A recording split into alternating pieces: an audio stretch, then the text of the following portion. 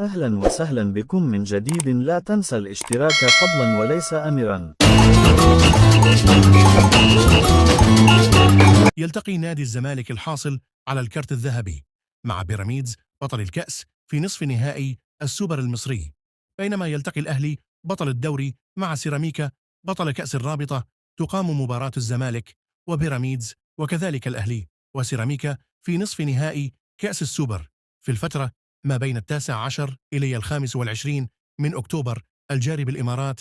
يعود نادي الزمالك إلى التدريبات السبت المقبل بعد انتهاء الراحة التي حصل عليها لاعبو الفريق عقب التتويج بالسوبر الأفريقي.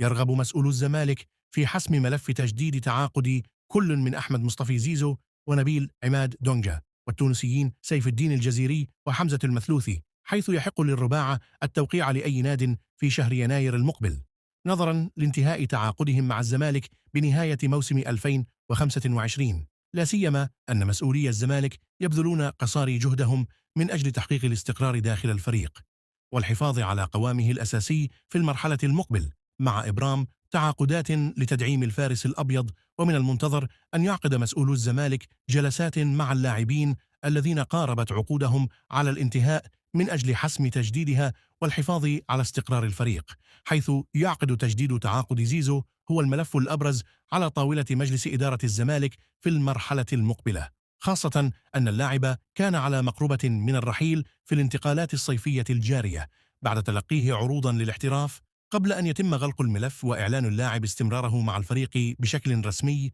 أعلن مجلس إدارة نادي الزمالك برئاسة حسين لبيب التعاقد مع جيفرسون كوستا من غينيا بيساو مدافع أكاديمية كاستيلو برانكو، والذي يحمل الجنسية البرتغالية أيضا لمدة 4 مواسم خلال فترة الانتقالات الصيفية الحالية.